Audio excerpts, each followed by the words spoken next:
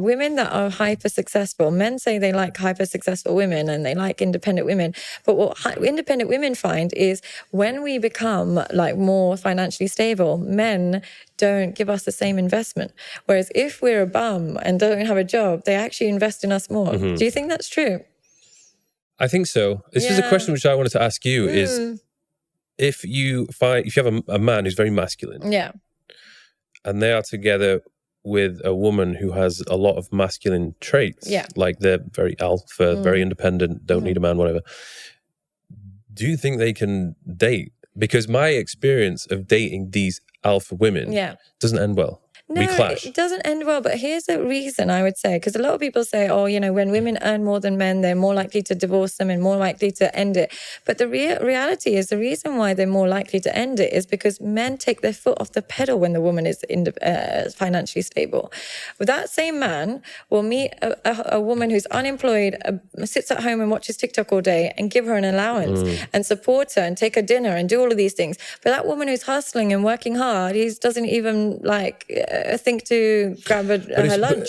So that's why she gets resentful that I'm working hard, and because I'm working hard, you're investing less. When really we should be rewarding the hard work because they still like to be looked after. It's not a financial thing. For me, because of the way I'm wired, I just would not allow that to be the case. Yeah. If she's super successful, she's making loads of money, I'd be like, there's no way that she could be outdoing me. Like, I have to be outdoing her. Yeah. Which is why I've noticed when I've been in a relationship with someone who is super smart and they're making a lot of money, and if anything, they're probably more intelligent than me. Yeah. Maybe I know more about certain topics than she does, but she's overall a really smart girl. Yeah. I find that really motivating, and it really encourages me to level up. Yeah. I remember, I think this was 2021, I was dating someone and she was extremely smart, and she was kind of, she's a healer, right. So she's very much into psychology, but very smart, very well read, and being with her really encouraged me to level up because I wanted to impress her.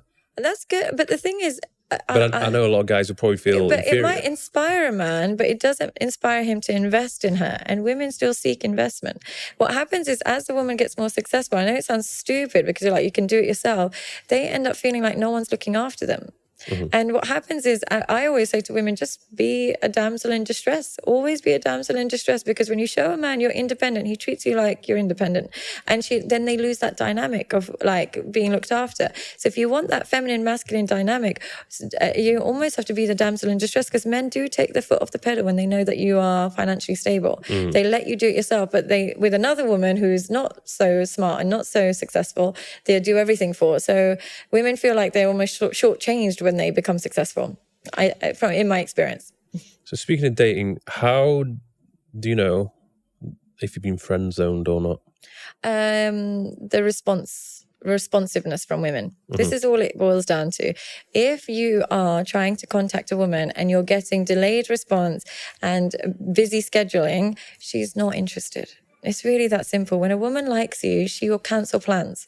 She cancels plans. She responds immediately. She becomes available. When she doesn't really like you that much, she's unavailable. It's really that simple. I always think you, as a man, friend zone yourself.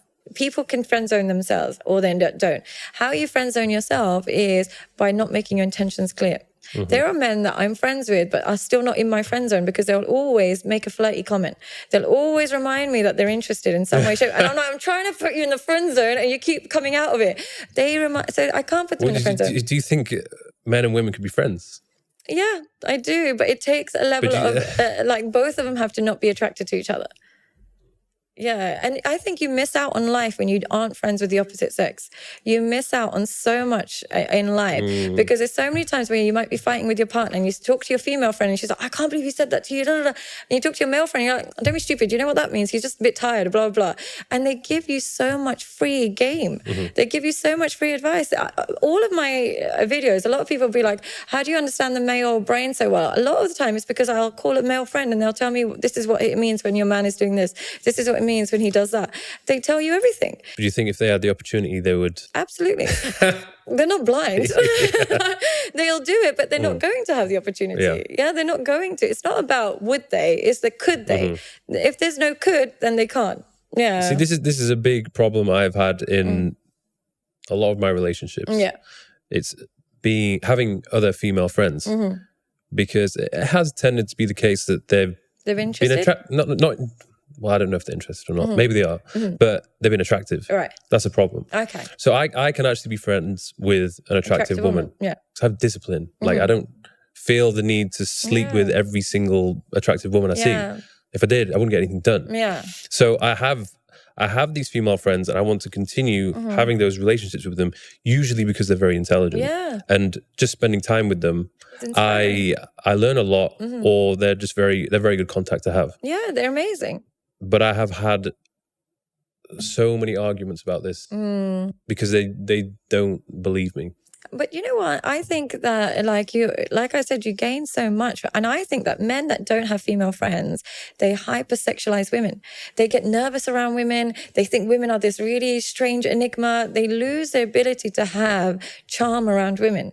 But when you have lots of female friends, you realize they're flawed. You realize they're stupid. You realize it removes their mystery. So I think men that never have female friends and women that never have male friends, they get overexcited when they're around the opposite gender. Whereas when you've always had male or female friends, you recognize it's just a person.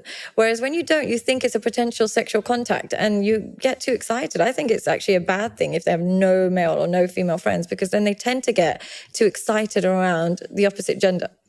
In my experience. So scenario, we're in a relationship. Would you let me have hot friends? No. That goes against your point, though. I know. Depends how hot. I don't mind. I know. To be fair, I wouldn't mind too much. But if she posts a lot of hot stuff, I would rather you not see your female friend's naked body. Let's say, for example, she's in the fitness industry. Right. Well respected in the fitness industry. Yeah.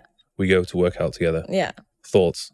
In that scenario, if it feels like, and she's hot. Really hot. Yeah, no, Great you're body. Not doing that. You just change the body's unbelievable. Yeah, no. Why are you adding insult to injury? No, you're definitely not allowed. No, it's just not appropriate. Okay. There's boundaries. So I can't have any hot friends. There's boundaries to friendships. There's boundaries to everything in a friendship. We're just working out. But there's boundaries to that, because I know when you're working out, and I've had male and female personal trainers working out with them is not a good look.